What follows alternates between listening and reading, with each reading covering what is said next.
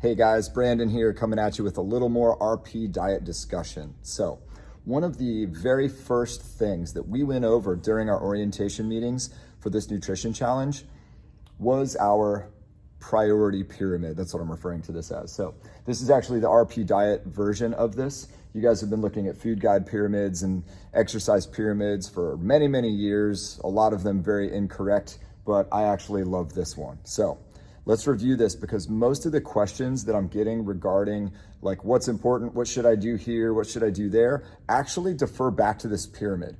But during that orientation meeting, you maybe weren't paying attention to this. We were just kind of breezing through it and you didn't realize how relevant this was gonna become.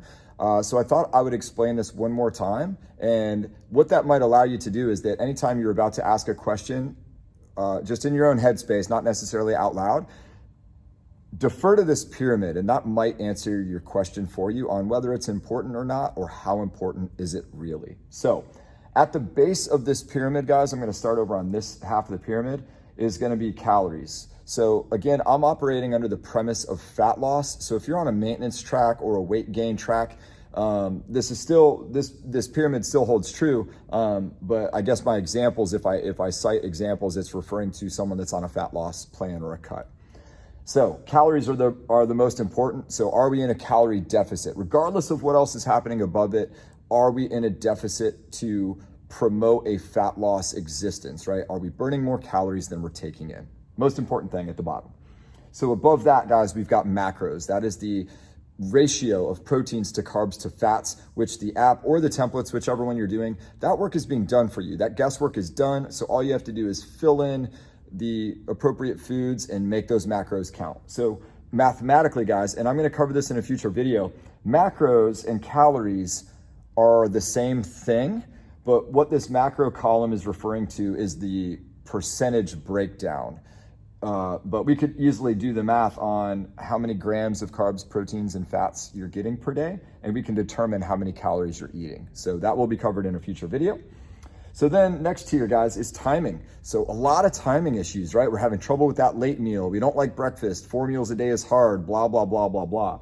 So can we still be successful while we're messing with the timing a little bit? Yes, absolutely. Assuming these bottom two tiers are being performed really well.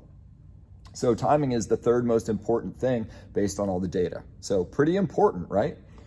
So moving above that, we've got composition. Once again, that's going to refer to the quality of the food. Are we eating organic foods? Are we eating a lot of processed foods, or are we mostly eating whole foods?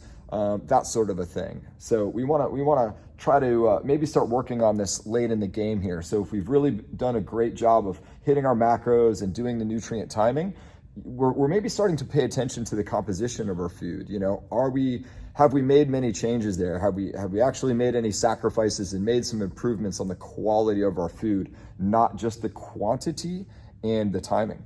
I'm maybe guilty of this one myself. I had a conversation about that today, that I haven't changed my food types all that much, but I've definitely changed the quantities and the timing. So then, guys, way up here, tip of the pyramid, supplements and hydration. One of the most common conversations that we have had is this right here, supplements. Hey, what protein powder? Hey, how do I get this? Hey, what do I do that? We just shot a video the other day on the casein protein conversation because that needed to be covered for the masses. So this, although I want to answer all these questions, I'm not saying there aren't good questions, but it's just the least relevant information in this whole pyramid. So just keep that in mind, guys. So if you're really sweating some of these upper tiers, don't sweat them as much as you think you need to. Question, are these bottom brackets happening? And now, of course, for the elephant in the room, the other entire half of this pyramid, which is the premise for our entire nutrition challenge for these 8 weeks, guys, adherence. What is your adherence percentage doing? Are you in the 60s? Are you in the 70s? Or are we 80 and above and we're maybe pursuing something in the low to mid 90s through the 8-week average? That is where the rubber meets the road. This is what's going to make all the difference in the world, because even if we do all of this perfectly, only 60% of the time, you're just way off track, guys. All these conversations don't even matter. What you really need to be focused on is adherence. How are you doing on the weekends? Or did you botch it during the Super Bowl party?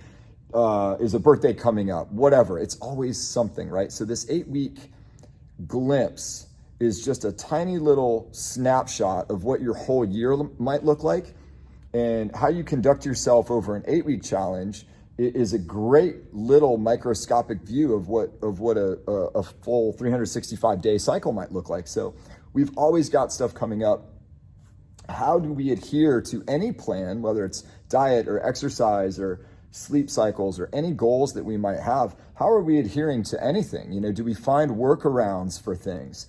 So that's the big one, guys. And that's why our whole nutrition challenge is based on that adherence percentage. I am happy that the app tracks that.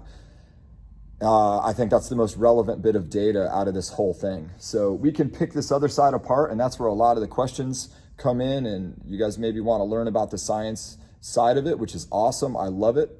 But really, this is where it's at. So for those of you that are operating at high adherence levels, great job. Keep that going. Keep it going strong, and continue bringing up questions about anything on here or anything related to this thing. Let's keep the education going. And hopefully me reviewing this one more time today in a little further detail has more relevance today than it did during those orientation meetings, now that you've been trying to live by this code a little bit, okay? Keep it going, guys. You're doing great.